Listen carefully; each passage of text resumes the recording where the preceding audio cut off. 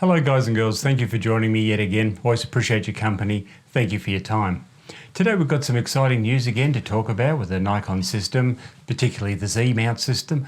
We've got new releases, and of course I've still got updates and various projects and comments from the past. So let's have a look at this new release, because it is really quite amazing. They've been promising us some lenses on the roadmap for some time, and all of a sudden they've just sort of congealed all these things together and released them very rapid concession. So we've had a lot coming out, and the latest thing to come out is the 135mm F1.8S Plena lens, which is a very exciting release for those who like their headshots and tight-in portraits. So I think this is a great option. I think it's a beautiful lens. From all intents and purposes, it's actually constructed very attractively. It's a great quality package with some terrific features.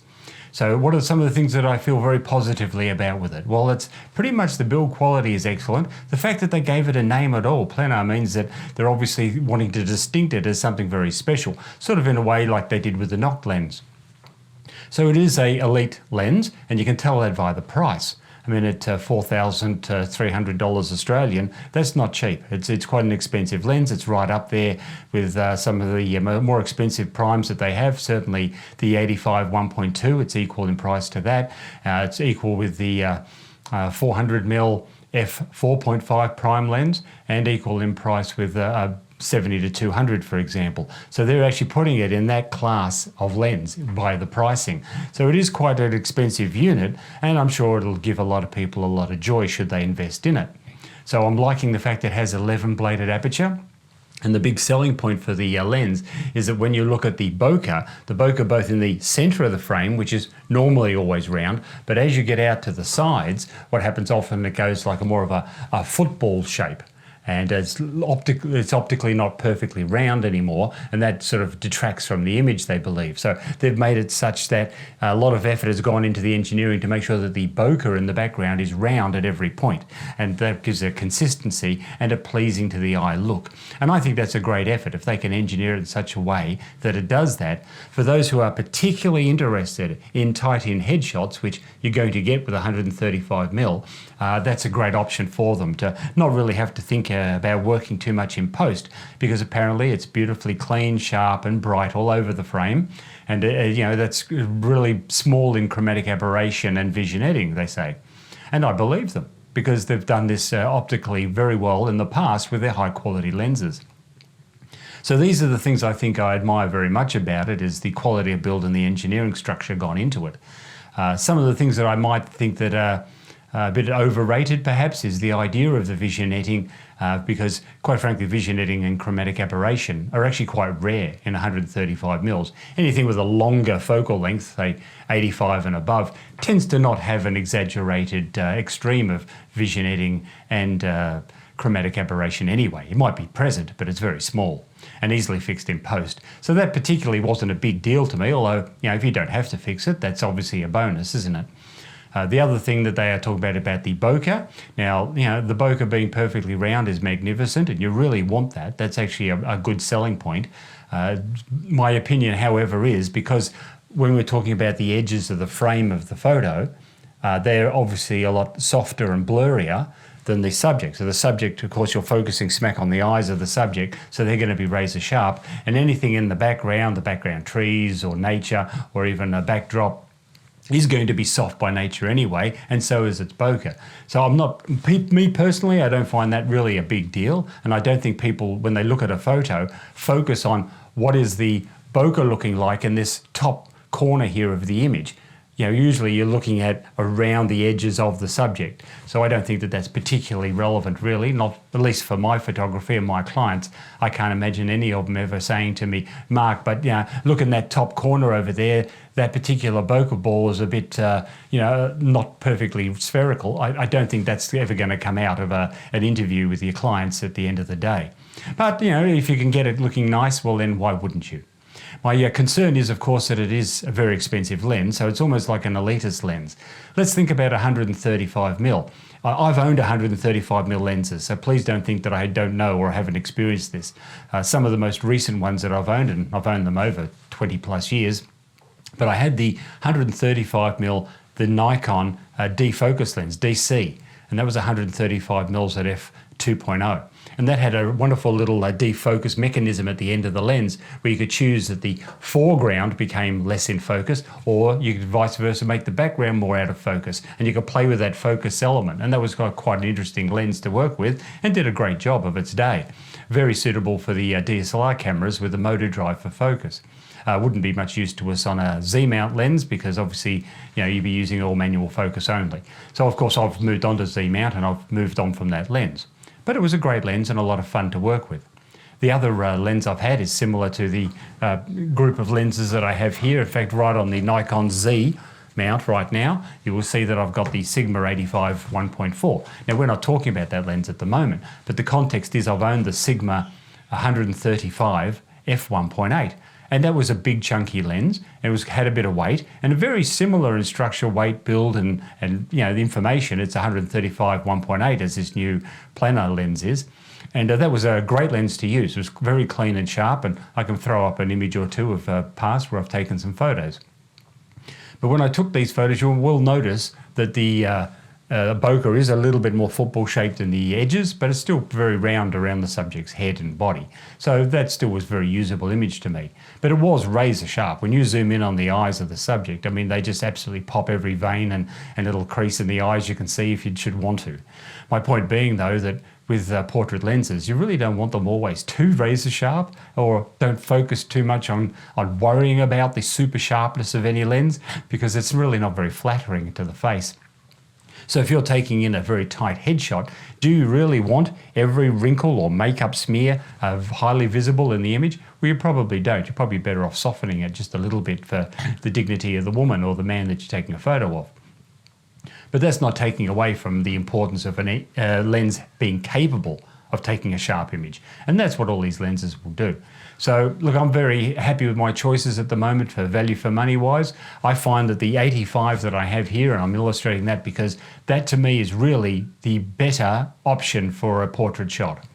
The reason that an 85, and it doesn't have to be this 85, it can be any brand of 85, can be the Nikon 85 f1.2. That's a magnificent lens. I hear only good things about it, but again, it's an elitist lens and it's quite expensive and heavy to carry around. So this is heavy enough as it is, and I find at a 1.4 it's more than capable and competent for what I need to do. But the beauty of 85 is, and we're talking about the range from 50 to 85 with portraits, and this is in the context of portrait lens that we're talking about. So with these portrait lenses, it's nice to be in a proximity from your subject a couple of meters away when you take their photo so that you can communicate with them well. You can talk in a soft and calm voice, particularly in public areas, without the need of yelling, which gets you a lot of attention and can be quite grating on the subject.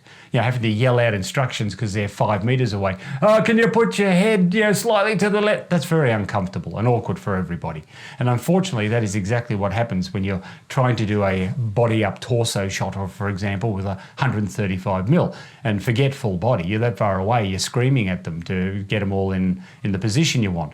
So I find that the 135 is great for a tight headshot, but just be prepared that this is pretty much really a tight headshot, upper torso lens, and it's not going to be very much use to you to full body shots.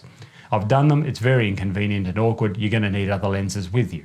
So this is why I tend to find that I feel, in my feelings, that if I'm going to spend big money on a lens, I would maybe buy the 85 1.2 as an option, in that at least that's a lens that you're a comfortable distance from someone and you can come in tight and do a tight headshot if you wish.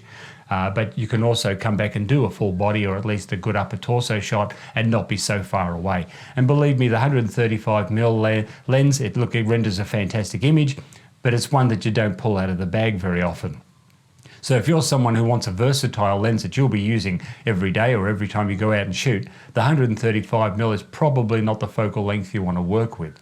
In fact, if you want to incorporate a longer focal length with you, I would of course recommend something like a zoom, something like a 70 to 200, or perhaps that new Tamron style lens that Nikon have got. This is a Z-mount configuration, but now you've got one that's 35mm to 150mm. Now that's a great focal length, and it's f2 to 2.8, so that'll render a nice image. So is it as spectacular as a 1.8 that this new Plena lens will be? No, it's not as spectacular, but it will be certainly something you'll actually pull out of the bag and use more often. So you've really got a range, something like 35 to 150. That's something you can take with you as one lens only. You're not having to swap lenses around. So yes, it is big and a bit cumbersome in the bag, but it's one item and you're not having to swap continuously. So that to me makes a lot more sense if you're needing a longer focal length with you. As far as the 70 to 200 goes, that's a lens also I've owned, and with that lens I've actually don't have it anymore because I found I just again wasn't pulling it out of the bag. I wasn't taking it with me anywhere. So was it a spectacular lens to use? Was it perfectly optically brilliant and performed fantastic? Absolutely it is. The 70 to 200S lens was an amazing lens, a brilliant piece of engineering and design and craftsmanship. I love the lens as far as its quality build goes, but unfortunately it just wasn't something I'd pull out of the bag. If I was doing portraits, I'd be using primes, and if I needed a long focal length, I might take something like the 150 with me, 150 to 600, and then I've got a heap of range when I should need it. So I just found it was one of those in-betweeny sort of lenses that for my particular use and situation, I didn't find I took it with me very often. It was very heavy and bulky, and if I'm not using it all the time, then why have it? So I've moved on from that one. So if I think I need some versatility, what I'm going to do is I'll use something like this lens, which is a Z-mount lens. It's a 24 to 70 f4. And this is a great versatile lens. It compacts down very small and tight. So when you want to put it into your camera bag, for example, you can put it down to quite a modest level and keep it all very safe in the bag. And if you need to pull it out and use it for some versatility, you've got it. Now, of course, it's an f4 and it's not like an f2 or f2.8, but it is very versatile and compact and useful in the bag when you want one. Couple that with, say, a prime, so you take a 50 1.2 or 1.4 with you, and then you've got all bases covered for most of your photography. As I say, the 150mm down to 35 Tamron lens, well, that's a great option too because it is bright. It's f2 at its widest apertures, and then when you get longer it goes to 2.8, but of course you're getting that 135 to 150 range should you need it. So you don't have to bring separate lenses with you necessarily. If you have a versatile zoom like that, you can bring that one zoom and you've got everything covered. So I just wanted to reiterate that as much as I think that the engineering on this 135 lens is great, I don't know if it's really a lens for everybody. Not everybody wants to be shouting at their clients' instructions from 5-6 meters away and draw attention to yourself wherever you go. So I think that's why a 50, if you carry, say, for example, and I've had the 50 1.2, you carry a 50 1.2 and an 85 with you, you pretty much got everything covered you'd ever need for the day, especially if you're doing portraits. And as say, if you're doing like a festival or you're just having a walk around holiday, you take a little compact zoom with you and that'll cover everything for you for most of your day's uses. When we're talking about lightweight things and things being versatile, just popping away from the lens configuration at a moment, not long ago I was doing some photos and video work at a convention. It was the, what was it now? Oh, that's right, yes, the Comic-Con convention just recently. And I usually take a suitcase, a massive carry bag full of speed lights and filters and light stands, and I do take a lot of stuff with me when I do portraits. But this time I thought, no, I'm going to go light, just so I can travel around and be comfortable. So I had my Z9 with its cage rig on with the two handles and a compact lens, and then what I did is I had my Z6, which I'm filming with right now, and I would have a prime lens like the 50 on it, 50 1.4, and then I would have this very lightweight flash setup. Now, what is this? This is a Nikon flash. It's the SB500, which only takes 2 little batteries and quite light, but more than powerful enough for when you're in reasonable proximity portrait shoots. And I bought this cheap little diffuser, which cost no more than a couple of dollars, I think $10 or $15. And with the use of some Velcro just around the top of the lens there to make everything fit and snug and tight, what I can do now is I can put the flash inside, and then when I take my shots with it, I get a bounced flash and slightly diffused, which is great, but it's the weight. It weighs nothing, and the fact that it can compact down. So when I put this on the lens on the camera now, I can take a shot, take my photos, and I get a nice little bit of extra fill light because it's not so powerful that it overexposes and makes everything too harsh. It's just a little bit of fill light when you need it to brighten the image and make them stand out and pop, if you like. And then when you're finished with it, or if you're not using it, you can just compact everything down and place that into your camera bag, and it takes up very little space at all. And I find that a great little accessory to take with you if and when you're not sure how much flash you need. If you just want a little bit of fill on a spontaneous moment, that is a great little package to take around with you without the weight.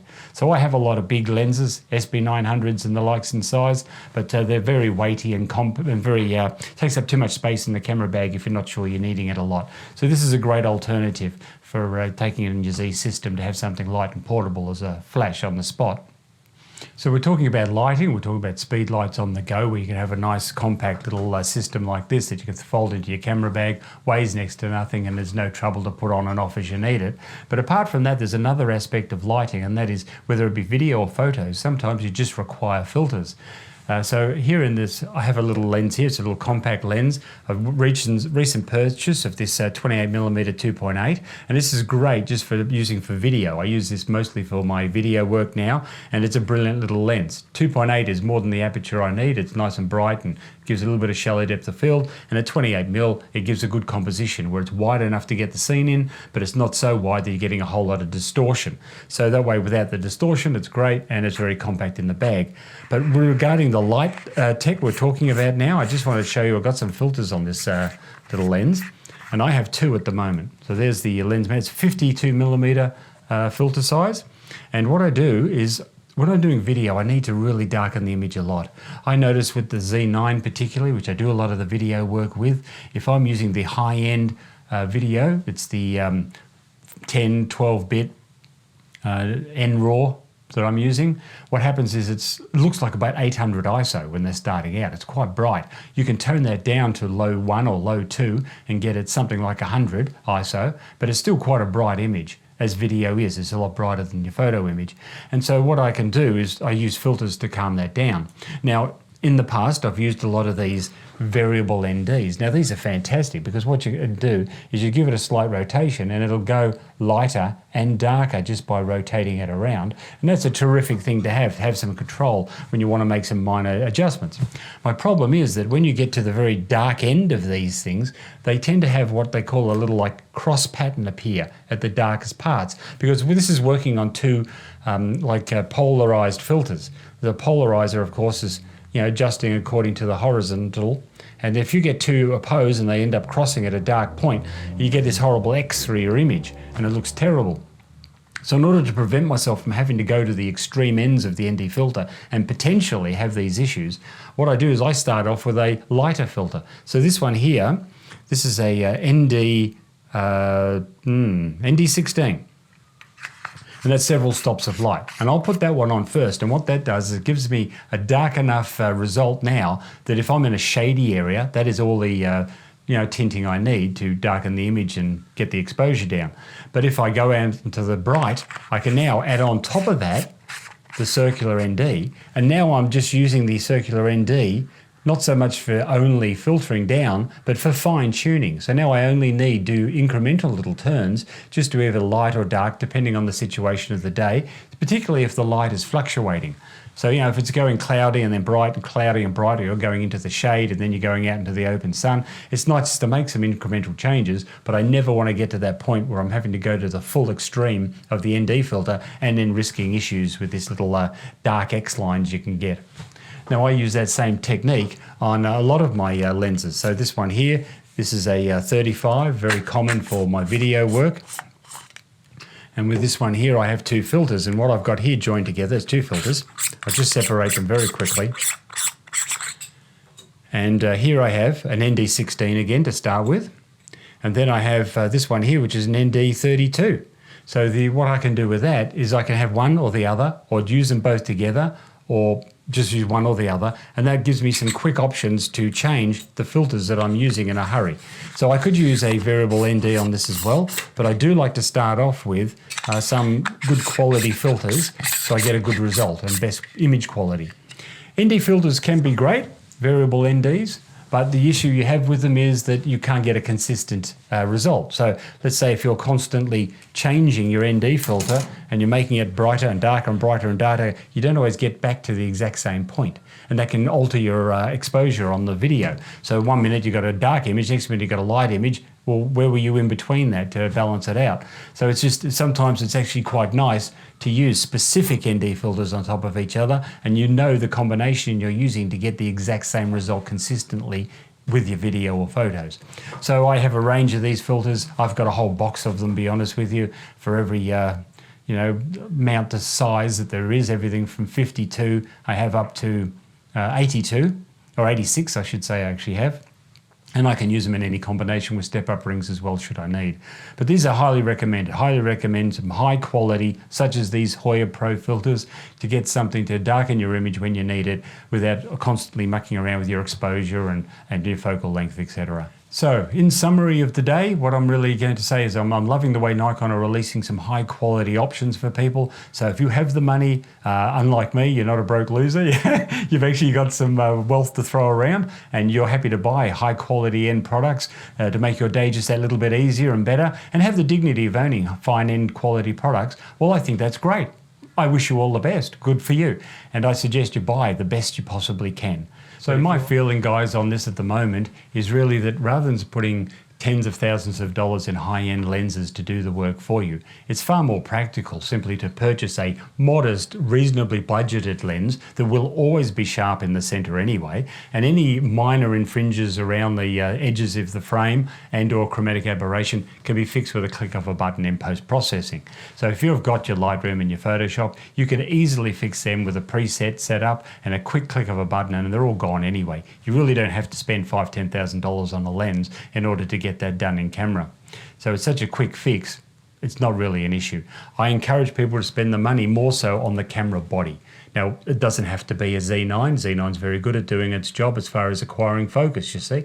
And that's what I love about it. So if I know and have confidence that I'm always going to have the image in focus, the minor details of vignetting and chromatic aberration or whatever, they're things I can fix in post very easily. So I'm not concerned. I think put your money into the camera body to get the photo correct in the first place.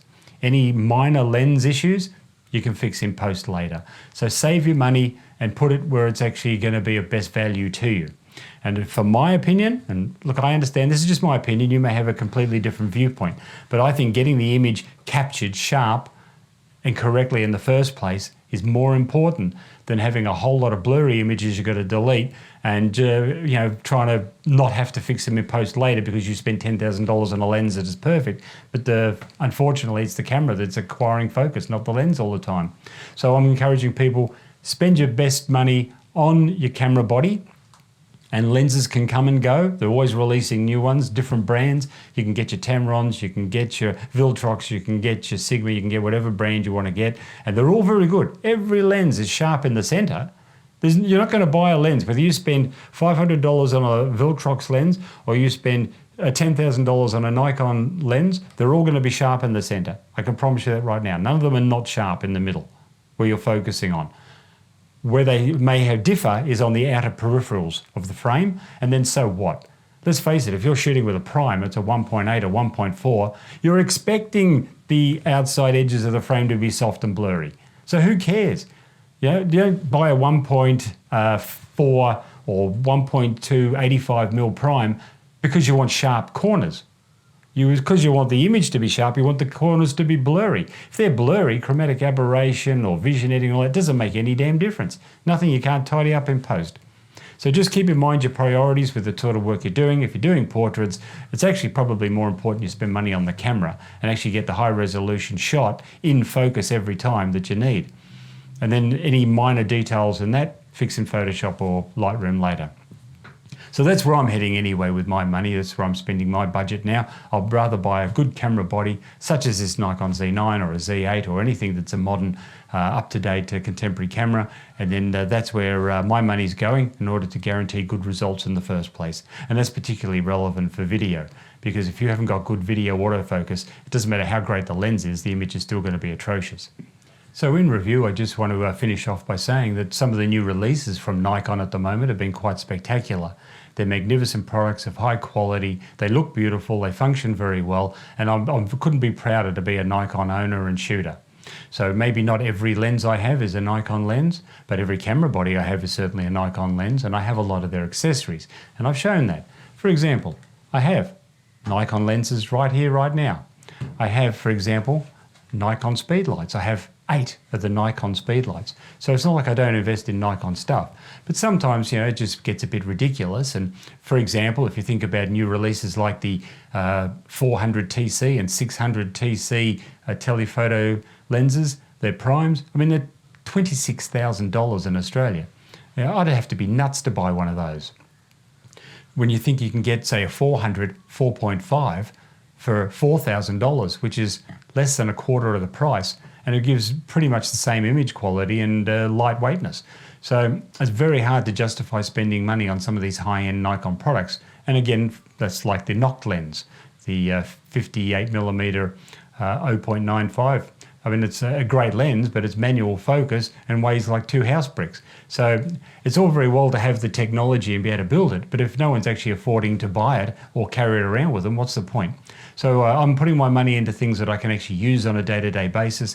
And you know what I'm doing? I'm prioritizing my money on things that I do actually use and carry with me in the bag. So every time I go out, if I don't have that lens in my camera bag, I'm wondering why I bought it and why I still have it.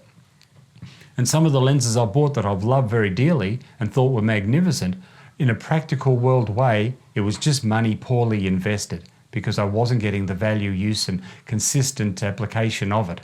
So I've gone into buying more budget-friendly lenses, but spending big money on the camera bodies to make sure I get the image correct in the first place. And the one thing I will say about Nikon, they've improved their video and their focusing quality superbly. It was one of the big downsides of a Nikon camera when they first came out, a Z-mount. People were complaining about both video and photo autofocus. Now they've perfected that, and I'm very proud and pleased to be owning their products. So thank you very much for your time. I'll finish up on that theme. And, again, if you've got any questions or statements, I'm happy to listen to them. If anything I say ever, twinks a nerve and it's a little bit offensive to your ears, well, I apologise for that too. I only mean to share what I found as practically useful so that you're not wasting money. So I hope you enjoy the information. So have a good night and thank you for your time.